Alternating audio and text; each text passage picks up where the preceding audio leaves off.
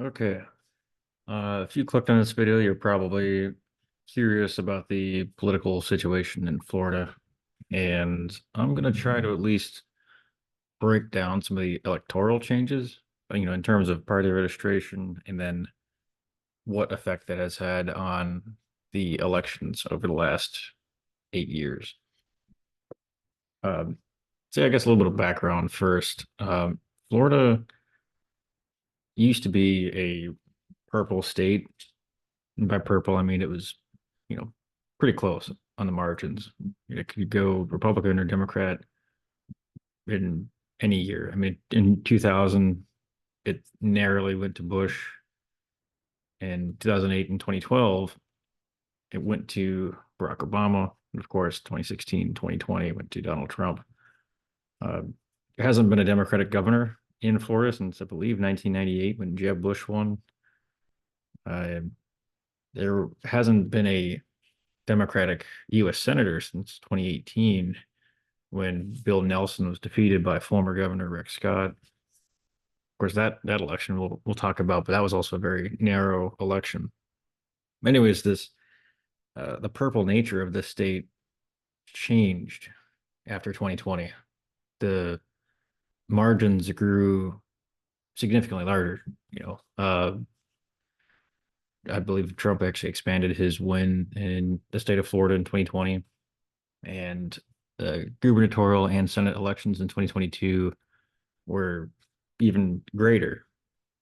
So the Republicans have had some remarkable success in Florida and basically removed it as a uh, you know purple or uh, the it basically removed the status it previously had. It's no longer a swing state, a battleground state. It's for the most part solid Republican. It's actually probably more Republican than Texas is. But anyways, let's go over some of the um, information on hand. So this is from the Florida Division of Elections. This is voter registration by party affiliation, and it shows us everything from 2024 all the way back to 2017. And so, just first thing I want to point out, which I thought was interesting, in 2017, the total number of registered voters was about 12.8 million. And in 2024, data as of July 31st this year, there is 13.5 million registered voters. I just think that's interesting. Just, there's only an addition of 700,000 voters over the last 7 years. And of course, when you break it down by party affiliation, it gets interesting as well. The no party affiliation has kind of fluctuated over the years, going from 3.4 million in 2017 to a high of 4 million in 2022 before dropping to about 3.5 million as of this past July. The minor parties have grown substantially from 65,000 to 376,000. But the real notable and historic numbers are the loss for the Florida Democratic Party and the rise of the Republican Party of Florida. So Florida Democrats have dropped from, well, actually, it increased to about 4.9. In 2020 is about 5.3 million. And then from there, lost about between 2020 and 2024, the party lost just over a million registered voters. And this is, it could be for any number of reasons, party switches, it could be people moving out of state. There have been a number of people who have been their active register or their active status has been changed to inactive because they didn't vote in one or two cycles. There's been some questionable uh, registration policies in the state over the last few years. And as the Florida Democratic Party has lost registered voters, the Republican Party has gained quite a few, going from 4.5 million to 5.3 million just in those 7 years. And of course, there's odd fluctuations here as well. You can see it went from 5.3 million to 5.1 million back to 5.3 million. These fluctuations are strange. I don't believe that they've been accounted for, which is, certainly the answers I would like to have, but just for the sake of time, we're going to move forward. Um, Another interesting thing is as the state as a whole has shifted more Republican, some of the cities have actually shifted more Democrat. So, for example, Jacksonville just recently elected a Democratic mayor. Tampa, Orlando, and St. Pete all have Democratic mayors. Miami and LA that they have Republican mayors, but Jacksonville previously had a Republican mayor. St. Pete had a Republican mayor as recently as 2012. And so on a city level, which kind of isn't out of the ordinary, cities tend to be more liberal, tend to vote Democrat. So that's kind of just playing itself out as it does across the country. But just it's an interesting dynamic. So, anyways, we're going to start with 2016, the presidential election. So we see here that uh, Donald Trump, you could say narrowly won. It was pretty close, a difference of 115,000 votes or so, and percentage 49 to 47%. It was not crazy for a Florida election. They had been close up until this point. In 2012, you can see here in 2012, Obama won it by a similar margin actually. And so these independent voters, swing voters, what have you, tended to shift the election one way or another. It was always very close. And so 2016 probably wasn't, like, it was perhaps unexpected, but really wasn't anything outside the norm for what Florida had been known for at that point. And according to data at the time, you can see that the general election turnout was on here somewhere. Where is it? Yeah, total general election turnout 74%. Nine, yeah. So we had at this time 12 million registered voters, 9.5 million uh, came out to vote. So that's not bad turnout, I suppose. And likewise for the 2016 Senate election, Marco Rubio actually did pretty well. He, considering the state's purple leanings at the time, or supposed purple leanings at the time, winning by a pretty substantial margin. And so you can see here as well the electoral data. So here we see that Marco Rubio, 52% of the vote. Doesn't look like they show the turnout on here though. But anyways, point being is that in 2016, um, at least with the Senate election, you can kind of see basically where politics in the state are going, but you don't see the kind of shift that currently exists, not yet. And this is kind of best represented even in the 2018 elections. 2018 was considered a blue wave year for Democrats, and much of the country saw a pretty big shift to the left. The House went blue. I don't think the Senate did, but it was a very large reaction to the Trump administration and the basically the results of the 2016 election, and it was created a very narrow margin for the state in 2018. So certainly, like, there was a pretty impressive Democratic turnout, or you know what, just about impressive turnout, but it wasn't enough. Um, Overall, throughout the state, turnout actually was pretty low. We'll look more at that in a second. But yeah, as you can see here, Bill Nelson narrowly lost by about 10,000 votes. This probably was the closest year for elections in the state of Florida, and I don't know when they'll be this close again. But you can see here that the usual spots in the state had pretty much gone blue. The Miami area, which up until this point at least had been fairly reliably Democratic. Same with the Orlando area, the Tampa Bay area. We've got the Gainesville area where the University of Florida is, Tallahassee, and Jacksonville. Basically, the urban centers, you know, leaning blue as they typically do. Not always, but typically. And of course, we see here how close it was. Again, they don't show the turnout percentage on the U.S. Senate level, but they should show up for the governor's election.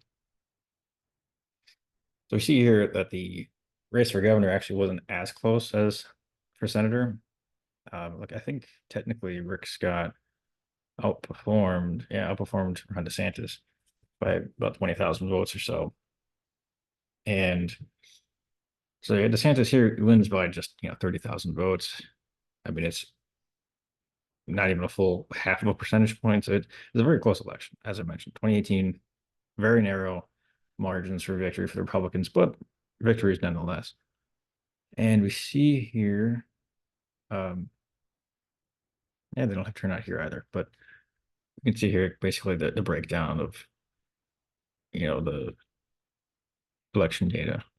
Actually, interesting enough, Nikki Fried uh, narrowly won Commissioner of Agriculture, and she's actually the last Democrat to have held any sort of executive seat in the state government. She's no longer in that position as of, I guess, 2022. And so move on to 2020. And so this is where things kind of start to shift. Of course, 2020, a lot of stuff happened that year. In case you forgot, COVID basically just interrupts everything in March of that year. 2 months later in May, you have the George Floyd protests. Um, it was just a messy year, and the election kind of was very much uh, it was very much affected by that. And so I believe we could say it was in 2020 when people started migrating to Florida, I guess, or people would, there's a lot of pushback against COVID mandates in certain parts of the country and certain states. And so you started to see an influx of people to places like Florida and Texas and so forth. And so I think that's the beginning of when the political dynamic of the state really starts to shift.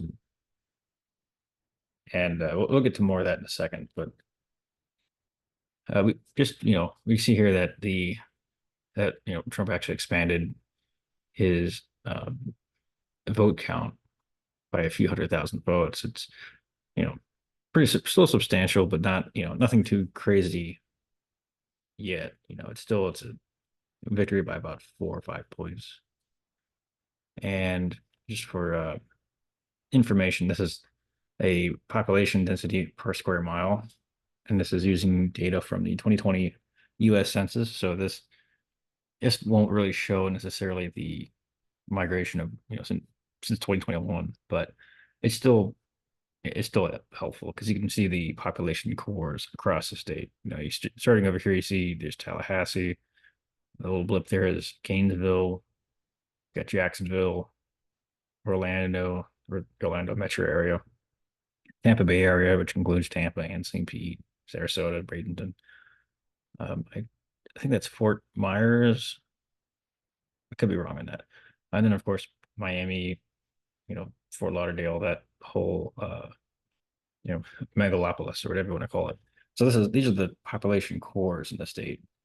And then of course, the Everglades, a lot of kind of open, relatively unpopulated land, or not very densely populated land at the very least. And so moving on, we are now, oh, that's 2020 data. I don't know if this is, yeah, I don't know why they don't show turnout on all these, but unless I'm missing it, but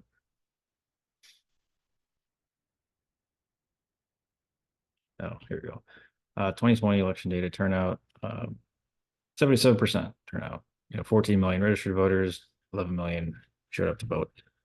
Uh, I guess it's above, or 2% more than 2016, which is kind of interesting. I guess going back over here, let's see what this says. 2020 or 2018 general election data, 62% turnout, 13 million registered, 8 million voted. So unsurprisingly, people turn out more to vote during presidential election years. But so this is the 2018 midterms, 62% turnout. We're about to start talking about the 22 midterms, and so we'll want to keep an eye on where that turnout level is. So 2022, we see for the first time just a blowout win for Republicans. And it's also worth noting, um, it was in 2021, so the year prior, when Republicans outnumbered registered Democrats for the first time in state history.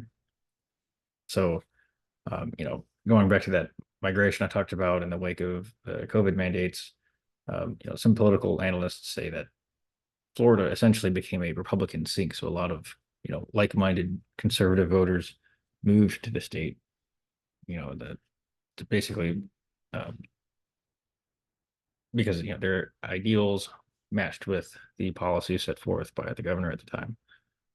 And we can see that when you compare this electoral map to previous ones, we see a notable shift. For one, the Tampa Bay area is not blue here. The Jacksonville area is not blue.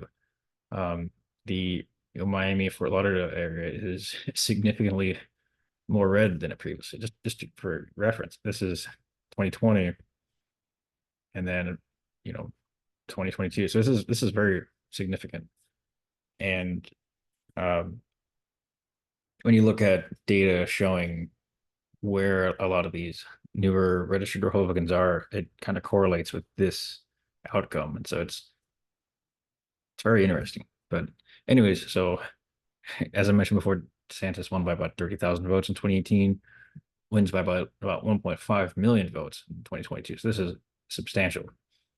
And uh, it's as mentioned here, first time a governorship was won by double digits since 2002. It's is you know is kind of crazy. I almost want to say insane. It's just such a huge change for the state.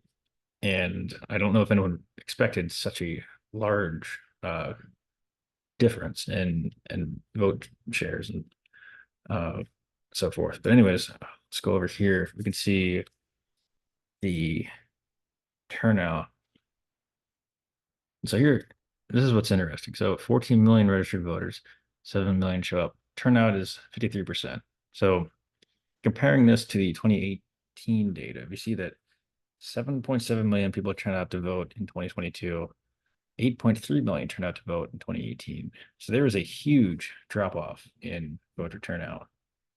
Even though voter registration was actually up by about a million, there's nothing to really account for that 9% drop in turnout. And so um, there's a lot of questions as to what this means for the state. You know,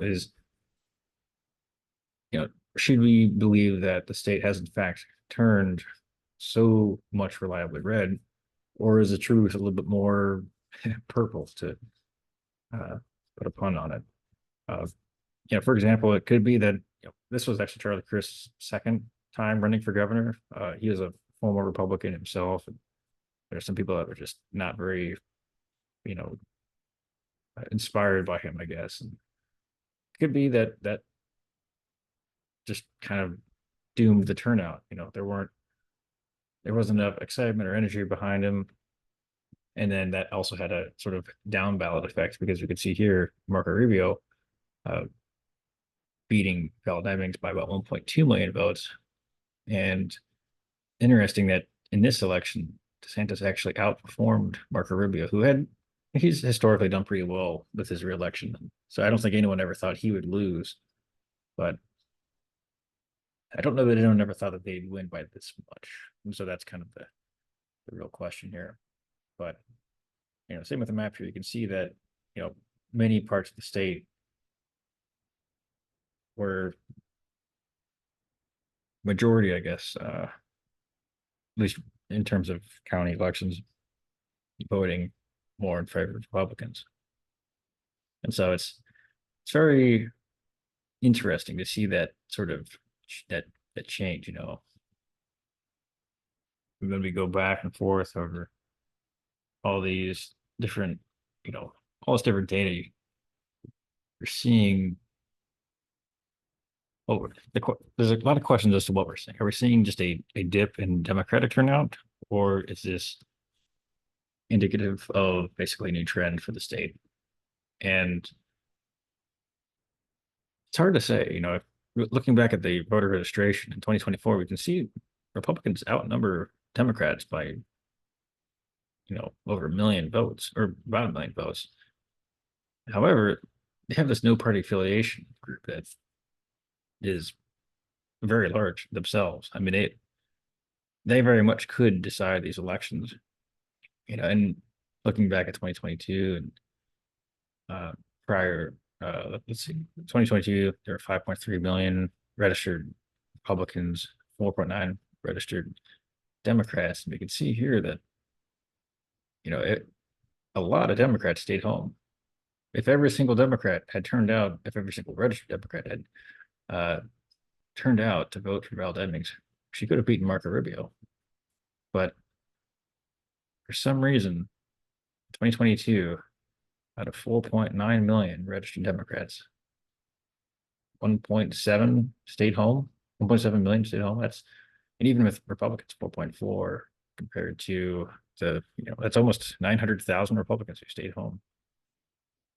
And of course, it doesn't even take into consideration how many no party affiliated voters voted for for the Democrats or Republicans. There's basically my point. I think the point I'm trying to make with all this is that 2022 made Florida look like a staunchly Republican state, and that very well may be the case. But I would want to see this. I would want to see that data replicated, essentially.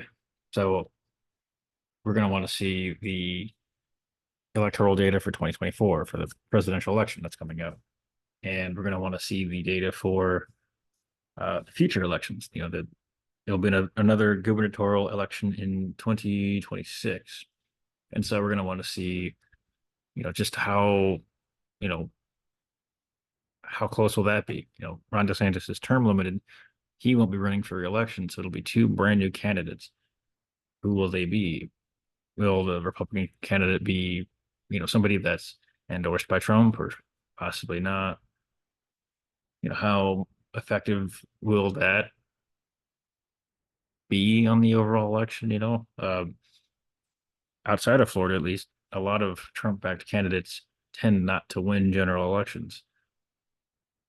So, that typically hasn't really applied to Florida, but maybe it'll apply in 2026. Who knows? There's a lot of questions still, and this electoral data, it points towards a, much more deeply red state, and I don't foresee the state going blue anytime soon. Certainly not for well, I would say most likely not on the presidential level, but yeah, even that's hard to say. I mean, Barack Obama carried the state twice. Yeah, you know, the state went to Bush twice, Obama twice, and Trump twice. It the state seems to like to flip back and forth. And so, depending on how great the voter turnout is this year, you know, who knows? I wouldn't bet money on the state going blue, but if you've paid attention to this year's presidential election, then you know that all bets are off. Anything can happen. This has been one of the most unprecedented elections in certainly my lifetime, with with assassination attempts and uh, last minute party nomination changes. There's each side sees quite a bit at stake. Yeah, this is going to be an interesting election. But anyways, that's my 2 cents on the situation in Florida. Uh, Basically, to sum it up, probably going to be Republican for a while, but maybe not. We'll have to wait and see what the data is in a couple months, and then go from there. But stick around, and I'll have another exciting video on that. So, thanks for watching, and have a great day.